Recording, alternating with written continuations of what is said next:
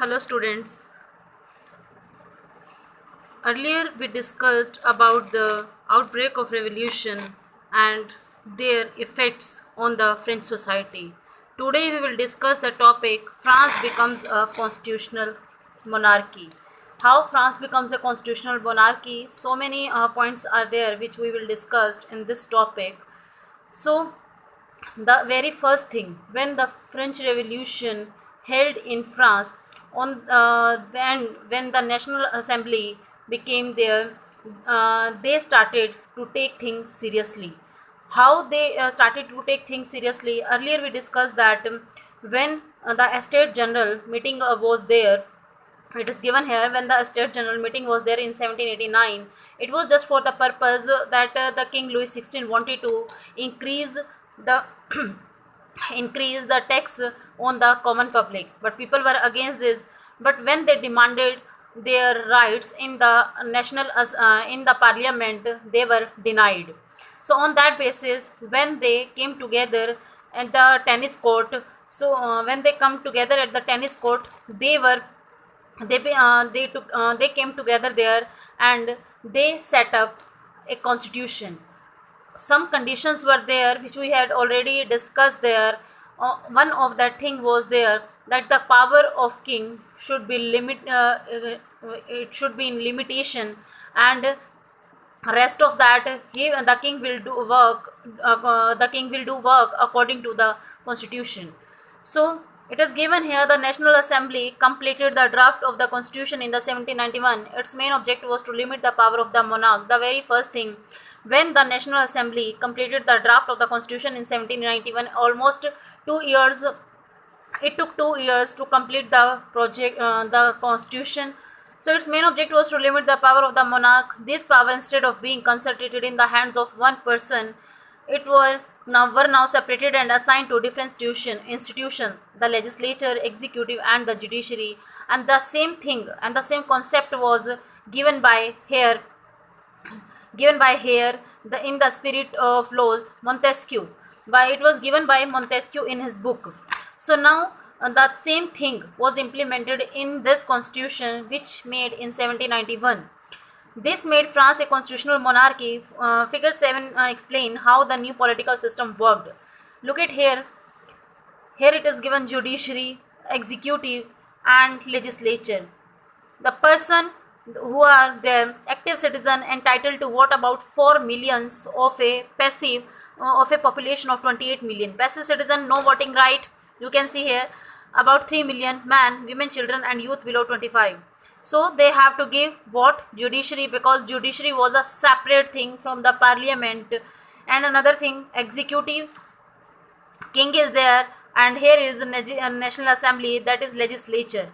So they will work, king will work according to the legislature, because his power was limited in the constitution of 1791. Then in the constitution of 1791, the power vested to make laws in the National Assembly, which was indirectly elected. No doubt they made their constitution, or they made the draft of constitution, but till that no election was held there. So they were indirectly elected, that is, citizens voted for a group of electors.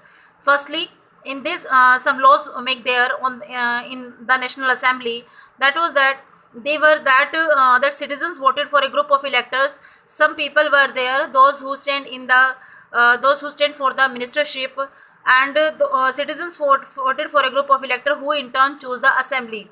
So these people were chosen by the National Assembly.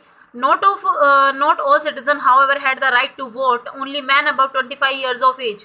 Only the male category, those who have above the 25 years of age, who paid taxes equal to at least 3 days of a laborer's wages, were given the status of active citizen.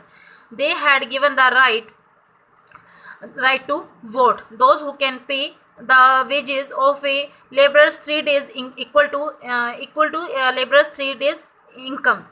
The remaining men and all women were classed as passive citizen. They didn't have given any right to vote. Especially to qualify as an elector and then as a member of the assembly, a man had to belong to the highest bracket of taxpayer. So a person, those who want to become an elector and then as a member of the assembly, a man had to belong to the highest bracket of taxpayer. Firstly, that person have to pay maximum tax to the nobility and clergy, or you can say the monarchy. No doubt taxes were abolished from there, but right to vote was given only on the basis of this condition. After that, constitution begin with the declaration of the right of man and citizen. The constitution which made in 1791, it was started with the declaration of the right of man and citizen. Right, as some rights were given them, that is right to life, freedom of speech, freedom of opinion, equality before law, and these were established as natural and inalienable rights. It means it is given to every human being by birth and nobody can take it from them. It was a duty of the state to protect each citizen's natural rights, the rights which were, that is right to life, freedom of speech, freedom of opinion, equality before law. So these were known as the natural right, and they were given everyone, either it is male, female, or either they are called passive citizen, active citizen. These rights were for the everyone. After that, some symbols were used there in the assembly or by the common class. These symbols are very important because on this basis people realized themselves that they are free and they have an equal participation in the society.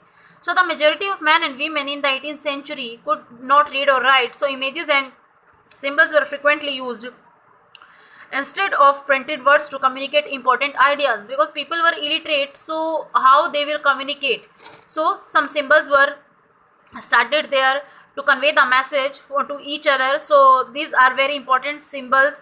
So let us try to read these symbols. The broken chain. Chains were used to fetter slave. So a broken chain stands for the act of becoming free. It means when a person is becoming free, so it means this symbol was used there. The bundle of rods or fasces. One rod can be easily broken, but not an entire bundle. Strength lies in unity. So it symbolizes the you can say unity of the French people. The next symbol, the eye within a triangle radiating light. The all-seeing eye stands for knowledge. The rays of the sun will drive away the clouds of ignorance. So the eye within a triangle radiating light, it means the all-seeing eye stands for knowledge. It means the person, those who have the knowledge, they everyone is equal in their eyes. The rays of the sun will drive away the cloud of ignorance, and definitely one time will come when people will success in their agenda. Now the scepter, symbol of royal power, it was used by the king. Now snake biting its tail to form a ring, symbol of eternity. A ring has neither beginning nor end. So this is the thing, this was the thing used by the common public, because they were they had their beginning and definitely they and there will be an end, but when they will come together they will change, or they can change the society. After that, Frisian cap worn by a slave upon becoming free. So this symbol was there, that was when a person become free from the slavery, that cap was wear by him. Was after that, blue, white, red, the national colors of France. And after that, the winged women, personification of the law. Like that, in India, a lady who has a measurement tool in his hand, it is the symbol of our judiciary system. Like that, the law tablet, the law is the same for all and all are equal before it. So these symbols frequently used in the French society by different kind of people. So after that, now the topic is France abolishes monarchy and becomes a republic. When in the 79 constitution, people started to control over their areas, and some limitation was there according to this constitution. Some limitation was there on the king. This thing was not digested by the king, and he considered that it was a humiliation for him. So he just want to take revenge from the common public for this. The situation in France continued to be tense during the following years. Although Louis XVI had signed the constitution, no doubt he signed the constitution, but not by his wish. He entered into secret negotiation with the king of Persia. So he started to make a secret agreement with the king of Persia because he wanted to take revenge and he was not capable to take revenge alone from the public. So rulers of other neighboring countries too were worried by the development in France and made plan to send troops to put down the events that had been taking place there since the summer of 1789.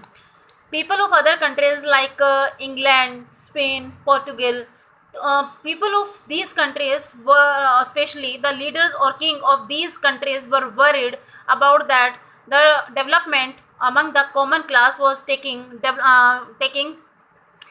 growth in the society, and they were working for the equality, liberty, justice, everything just they wanted. So they were worried about that if these things spread all over the Europe, it will create trouble for him, for them. So that's why they wanted to stop all that things.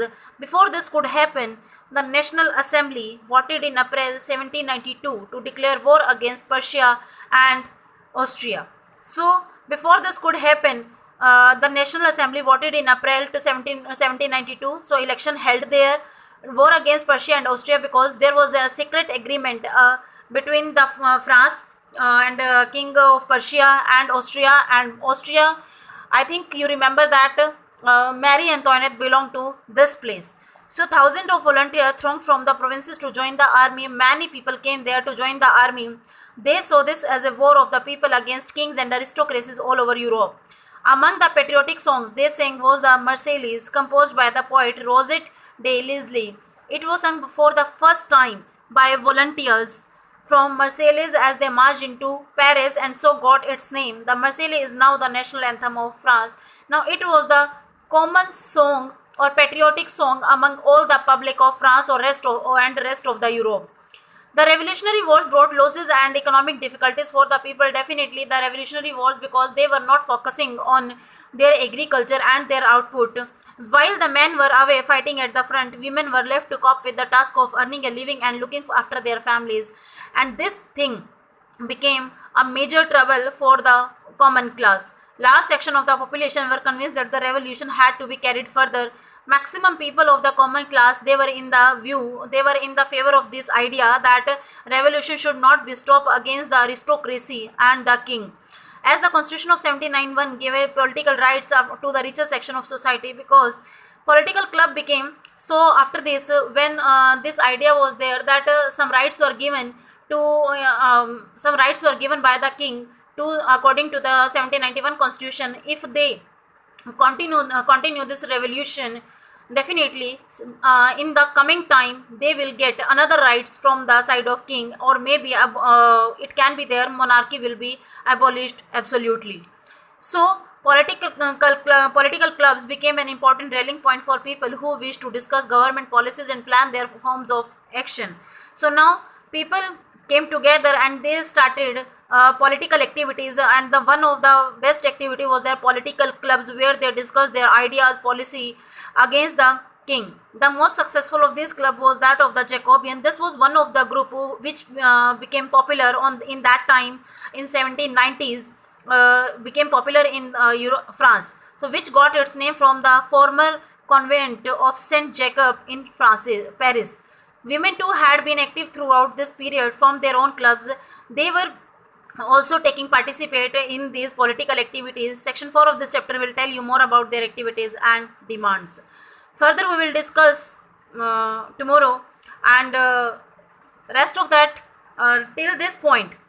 This one is there because after that we will discuss about the Jacobian club, and so many things were there which settled down in France after coming of this Jacobian club. Thank you.